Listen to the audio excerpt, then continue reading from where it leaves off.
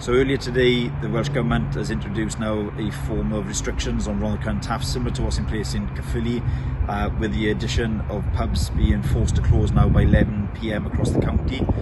Just to give an update why some of these actions have been taken, I attended the meeting this morning for the latest briefing.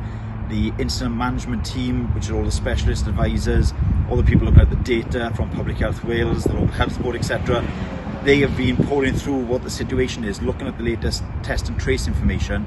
And what is absolutely clear is that, first of all, over the last 12 days, we're looking at around 350 cases in Rhondda Cynon Taf, but actually around 200 of those cases are actually over the last 5 days.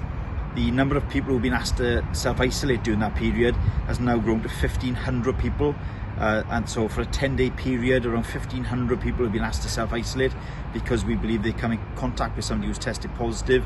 The situation is starting to snowball, and where the clusters have been identified to try and be shut down, because there is so much now community transmission taking place, it is not possible, for example, to suggest that we could close down the lower part of the Rhondda. 22 areas of population in terms of settlements in Rhondda Cynon Taf.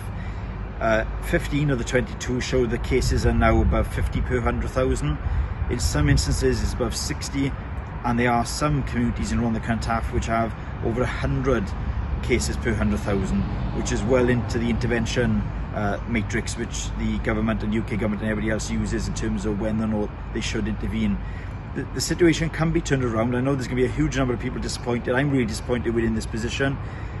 The next review is in 2 weeks' time. The ministers have said they will keep this under constant review.